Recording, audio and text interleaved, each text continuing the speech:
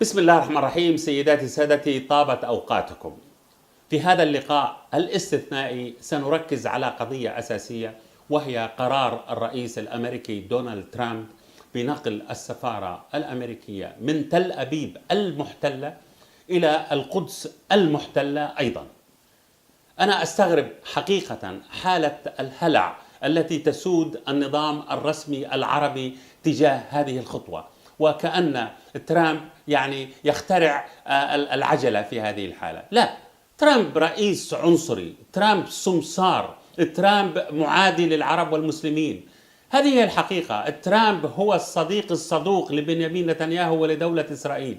ترامب لا يستمع إلا إلى جاريد كوشنر اللي هو صهره وزوج ابنته، وهذا هو الحليف الذي كان يؤيد وما زال يؤيد الاستيطان في الأراضي الفلسطينية العربية الإسلامية المحتلة. والله أنا شخصيا أصلي بأن لا يتراجع الرئيس ترامب عن هذا القرار. نحن بحاجة إلى هذه الصدمة، نحن بحاجة لتمزيق الأقنعة عن الوجوه الرسمية العربية المتآمرة وحتى الشعبية المتآمرة، أو بعض الشخصيات التي بدأت تتباهى بالتطبيع وتشيد بإسرائيل وتقول بأن إسرائيل لم تقتل خليجيا واحدا ولم تقتل سعوديا واحدا. وهؤلاء طبعا أقلية الأقلية. نحن نعرف شعبنا في الخليج شعب وطني وشعب شريف. الرئيس ترامب اتصل ب4 زعماء عرب، وأنا أتحفظ على كلمة زعماء. اتصل بالرئيس المصري عبد الفتاح السيسي، اتصل بالعاهل الأردني عبد الله الثاني، اتصل بالرئيس الفلسطيني بين قوسين محمود عباس في رام الله، اتصل بالعاهل السعودي الملك سلمان بن عبد العزيز. اتصل بهم لا ليتشاور معهم كحلفاء مثل ما يقول، اتصل ليتحدث إليهم كتابعين، ليقول لهم أنا سأنقل القدس، أنا سأنقل السفارة الأمريكية إلى القدس. تخيلوا كيف يقبل مكالمات هذا هو مضمونها، كيف يسمح له أن يتحدث بهذه الطريقة. لماذا لا يقولون له بأننا سنتصدى لك؟ هذه خطوة تدميرية، هذه إهانة لنا، نحن حلفائك، هذه ستشعل المنطقة. وأنا أتمنى أن تشتعل المنطقة بالمناسبة، لكنهم خنعوا، لكنهم لم يجادلوه في هذا الأمر، وقالوا كلام إنشائي وبلغهم وذهب، ولا كأنه حصل شيء على الإطلاق. طيب، هل هؤلاء حلفاء؟ هل هؤلاء يكن لهم هذا الرئيس الأمريكي حليفهم أي احترام؟ هذا يريد حلبهم، يريد فلوسهم، يريد أن يبيعهم صفقات، يريد أن يستولي على آخر دولار في خزينتهم. هذه هي الحقيقة. أنا أستغرب محمود عباس لماذا لم يخرج بعد هذه المقابلة ويعقد مؤتمرا صحفيا ويتحدى الرئيس الأمريكي؟ لماذا لا يقول الرئيس عباس سألغي اتفاقات أوسلو، سأنسحب من عملية السلام، سأوقف التنسيق الأمني، سأشعل انتفاضة في الأراضي المحتلة؟ فلا كرامة بعد اليوم، ولا تعاونا بعد اليوم مع الولايات المتحدة الأمريكية، ولا ثقة فيها. لماذا لا يفعل ذلك؟ هذه المأساة.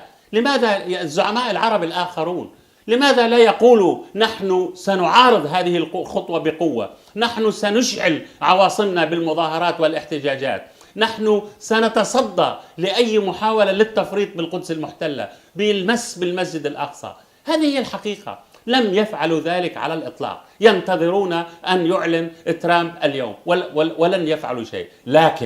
لكن الشعوب العربية ستفعل الكثير. والله أنا عندي ثقة بالشعب العربي، والله أنا عندي ثقة بهذه الأمة العظيمة، والله عندي ثقة بكل الشعوب في الاتحاد المغاربي، والله عندي ثقة بهذا الشعب المصري العظيم، والله عندي ثقة بهذه الشعوب الخليجية البطلة التي شكلت جمعيات ومؤسسات لمقاومة التطبيع. والله أثق بهذا الشعب اللبناني الذي هزم إسرائيل أكثر من مرة، هزمها عام 2000 وأجبرها على الانسحاب من جنوب لبنان، هزمها في تموز 2006 عندما أذل المركبة وصمد أكثر من 33 يوما وأجبرها على وقف إطلاق النار. أثق بالشعب السوري الذي حارب والدولة السورية التي حاربت إلى جانب الشقيق المصري في عام 1973 وهزمت إسرائيل في حرب أكتوبر.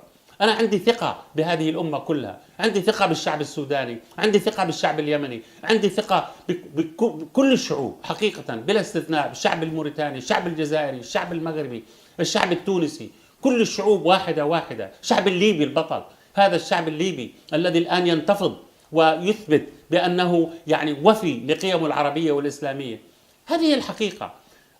أيضا أبشركم بأن هذا الشعب الفلسطيني أهل الرباط في فلسطين والله سينتفضون، والله سينتفضون على السلطة، ضد السلطة وضد ترامب وضد نتنياهو وضد القادة العرب المتآمرين. والله الذين انتفضوا في أكثر من مرة، في الانتفاضة الأولى انتفاضة الحجارة، والانتفاضة الثانية انتفاضة الأسلحة، والله وانتفاضة السكاكين، والله سينتفضون، والله لن يقبلوا. هؤلاء يدافعون عن شرف هذه الأمة وعن كرامتها، ولم يقولوا نحن لسنا عرب، ولم يقولوا مطلقا نحن لسنا مسلمين، ولم يتبرؤوا من الأمة العربية ولا من الأمة الإسلامية، مثل ما يفعل بعض المرتدين الآن في أكثر من مكان في الوطن العربي. ظلوا قابضين على الجمر وكاظمين الغيظ ويقولوا نحن ننتمي إلى أمة إسلامية، نحن ننتمي إلى عقيدة إسلامية، نحن ننتمي إلى أمة عربية. هؤلاء لن يتراجعوا أبدا. أنا أحكي لكم قصة واحدة. في التسعينات، منتصف التسعينات، فجأة عندما كان الرئيس الفلسطيني ياسر عرفات رحمه الله في قطاع غزة ومكتبه في قطاع غزة، جاءته رسالة سريعة من أنقرة تقول بأن وزير الخارجية التركي إسماعيل جيم قادم إلى قطاع غزة ومعه رسالة مهمة جدا من الولايات المتحدة الأمريكية والحكومة التركية وحكومات أوروبية أخرى، فيريد الاجتماع مع الرئيس عرفات فور وصوله. فعلا وصل اسماعيل جيم بطائرته الخاصة، هبطت في قطاع غزة وهبطت في مطار رفح عندما كان هناك مطارا وعندما كانت هناك خطوط فلسطينية، عندما صدقنا وهم اتفاقات أوسلو بأن الدولة الفلسطينية قادمة، ومن مطار رفح إلى مكتب الرئيس عرفات في غزة. وأنا زرت هذا المكتب أكثر من مرة. طيب ماذا عندك يا اسماعيل جيم؟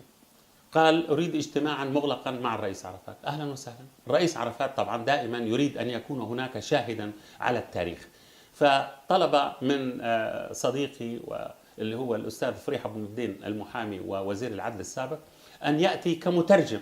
يعني ادعى ياسر عرفات أنه بحاجة إلى مترجم، ويعني الصديق فريح أبو الدين يعني لغته الإنجليزية يعني ربما مثل لغة الصينية، لكن هو يريد أن يكون شاهدا على هذا الموقف. طيب ماذا عندك يا اسماعيل جيم؟ اسماعيل جيم قال سيادة الرئيس أنا أعرف أنت تريد دولة فلسطينية مستقلة، تريد علما، تريد اعترافا دوليا، تريد مليارات. أنا مستعد أن أوفر لك كل هذه المطالب، شريطة أن تقبل ببناء بيت ولو صغير، مبنى صغير حتى لو 4 متر في 4 متر، ونقول عنه أنه هذا هو هيكل سليمان، وأن يكون هذا المبنى في باحة المسجد الأقصى. بعد ذلك لك كل ما تريد. عرفات ابتسم قال والله اقتراح جميل وأنا يعني مستعد أن أقبل به. فارتاحت أسارير الزائر التركي. قال له طيب بس أنا عندي شرط. قال له تفضل. قال له أن تجري استفتاء في تركيا حول هذا الاقتراح. إذا قبل الشعب التركي ببناء هذا الكنيس في باحة المسجد الأقصى فأنا سأكون أول الموافق. وهنا امتعض وجه إسماعيل جيم وهرول خارجا من المكتب وعلامات التجهم على وجهه الممتقع وإلى مطار رفح، وغادر فورا وقال الرئيس عرفات أرجوك انسى أنني فاتحتك بهذا الأمر. رئيس عرفات كان يدرك جيدا أن القدس خط أحمر، أن هذه هي عاصمة فلسطين، هذه هي أرض الرباط، هذه وقف إسلامي، هذه لكل المسلمين 1.5 مليار مسلم. نحن الآن نريد أن نرى، أنا عندي ثقة هذا العالم الإسلامي الذي تظاهر لأسابيع احتجاجا على رسم كرتوني مسيء والله لن ينسى القدس، والله لن يقبل بهذه الجريمة الأمريكية التي يريد ترامب تطبيقها. أنا لا أنسى أيضا المملكة العربية السعودية اللي هي يعني بلد الحرمين الشريفين تستدعي تستدعي الرئيس محمود عباس مثلما استدعت رفيق أو سعد الحريري، تستدعيه إلى الرياض وتقول له هناك صفقة كبرى، والأمريكان بلغونا بأن هذه الصفقة الكبرى قادمة ولن يكون فيها القدس، عليك أن تنسى القدس وأن تقبل بعاصمة لدولة فلسطينية في أبو ديس خارج القدس.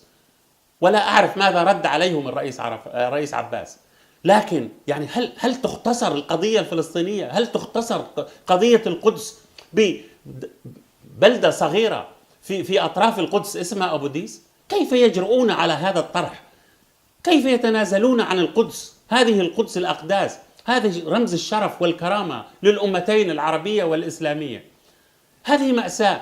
أنا أقول بأني عندي ثقة بالشعوب العربية، عندي ثقة بشعب الرباط في فلسطين المحتلة، عندي ثقة بكل الشعوب العربية. والله هذا المخطط لن يمر، والله هذه بداية صحوة عربية وإسلامية، والله نحن بحاجة إليها، والله بحاجة إليها لتمزيق الأقنعة، للتصدي للمطبعين، لإعادة القضية الفلسطينية، قضية الشرف والكرامة، قضية العرب المركزية الأولى، ونتصدى لهؤلاء المستعمرين مثلما هزمنا الاستعمار في كل الدول العربية، في مصر، في الجزائر، في المغرب، في تونس، في السودان، في الخليج، في اليمن، في لبنان، في سوريا، في العراق. هذا العراق البطل عندما قاوم الاحتلال الأمريكي. والله سنهزمهم فلسطين وسنحرر كل فلسطين، والأيام بيننا، والأيام بيننا. والله ستتحرر فلسطين، والله وفي زماننا، والله سنرى هؤلاء الصهاينة يهربون منها مثل الفئران الذين يهربون من السفينة الغارقة. والسلام عليكم ورحمة الله.